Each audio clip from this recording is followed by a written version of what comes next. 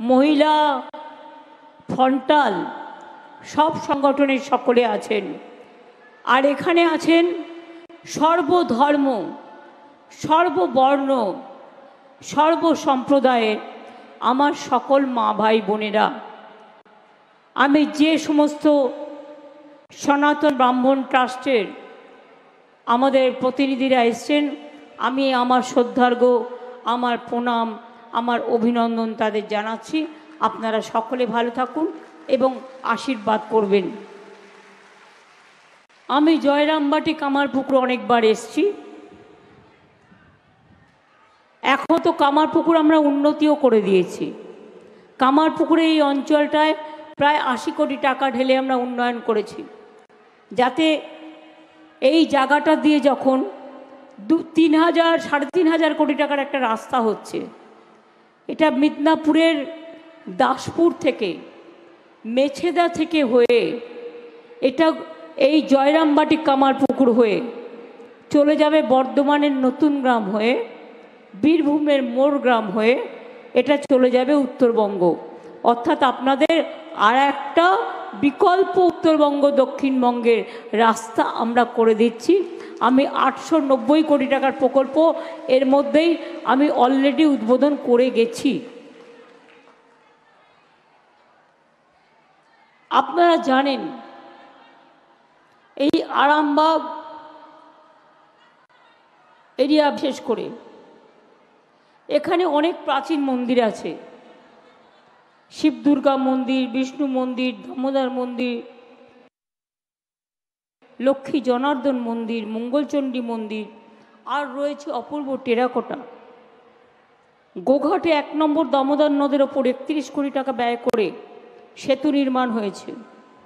গোঘাট 2 নম্বর ব্লকে দ্বারকেশ্বর নদীর ওপরে 30 কোটি টাকা ব্যয় করে পুণ্ডহিত সেতু নির্মাণ করা হয়েছে।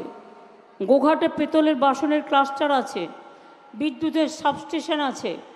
আপনারা জানেন আরামবাগ মহকুমায় বন্যা একটা সমস্যা, তাই আমরা 2,700 কোটি টাকার একটা পরিকল্পনা করছি। এটা হয়ে গেলে বন্যায় অন্তত 40 লক্ষ মানুষ বন্যা থেকে রেহাই পাবেন। 40 কোটি টাকার মাস্টার প্ল্যান আরামবাগের প্রথম ফেজের কাজ সম্পূর্ণ হয়ে গেছে। আরামবাগ প্রফুল্লচন্দ্রকে বলা হতো, প্রফুল্লচন্দ্র সেনকে আরামবাগের গান্ধী, তার নামে মেডিকেল কলেজ হয়েছে। 611 কোটি টাকা ব্যয়ে চাপাডাঙ্গা পরশুরা আরামবাগ রাস্তাকে 2 লেন থেকে 4 লেন করা হয়েছে।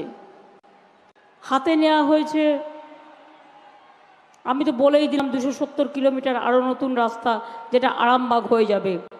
আরামবাগ হয়ে গেলে কামারপুকুর এবং জয়রামবাটি এই জায়গাগুলো উন্নত হতে হতে যাবে এবং এখানে পর্যটন তীর্থ আরও বাড়বে। মনে রাখবেন খানাকুল 1 ব্লকে রাজা রামমোহন রায়ের যে ভিটা আছে, বাস্তু ভিটা, আমরা তারও সংস্কার করেছি।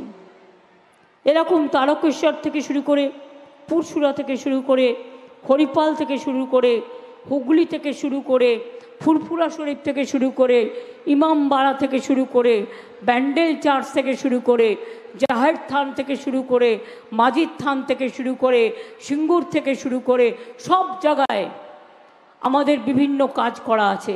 মায়েশের রথ থেকে শুরু করে, মাসির বাড়ি থেকে শুরু করে, আর 2-1 মাসের মধ্যেই দেখতে পাবেন আমি দীঘাতে একদম পুরীর জগন্নাথ মন্দিরের ওই হাইটে একটা জগন্নাথ মন্দির করে দিচ্ছি, এবং যেটা ঠাকুরও তৈরি হয়ে গেছে, এবং জগন্নাথ মন্দিরের থেকেও জায়গায় ভোগঘর থেকে শুরু করে এটা আরও বড় হবে। সব মানুষ দেখতে যাবে, পুণ্য করতে যাবে। আপনাদের এখানে বলাগড়ে সবুজ পার্ক করে দেওয়া হয়েছে। তারকেশ্বর বিখ্যাত জায়গা, সবাই যায়, খুব জাগ্রত জায়গা। ফুরফুরা শরীফ জাগ্রত জায়গা, সবাই যায়। এখানে অনেক চার্চ আছে, ব্যান্ডেল চার্চ থেকে শুরু করে সব কিছু। ইমামবাড়া হসপিটালেও আমরা উন্নয়ন করেছি। এখানেও দাতা সাহেবেরও মসজিদ আছে, মাজার আছে। আমি আপনাদের সকলকেই, সর্বধর্মের সকলকেই আমার শ্রদ্ধা ভালোবাসা জানাচ্ছি। আমার জীবনে জয়রামবাটি কামারপুকুর আসাটা একটু আশ্চর্য। আমি আরামবাগের মিটিংয়ে কিছুটা আপনাদের বলেছিলাম। আমাদের একটা মিটিং ছিল চমকাইতলা। আগে গোঘাটে মানুষ বেরোতে পারতো না সিপিএমের অত্যাচারে, কাউকে ঘরে থাকতে দেওয়া হতো না, নাপিত বয়কট করা হতো, সামাজিক বয়কট করা হতো, হাত কেটে দেওয়া হতো, পা কেটে দেওয়া হতো, জমি দখল করা হতো, অত্যাচারের শেষ ছিল না। মনে রাখবেন, এখান থেকে একটা রাস্তা আছে গড়বেতার চমকাইতলা পর্যন্ত, একটা সুড়ঙ্গ তৈরি করেছিল সিপিএম।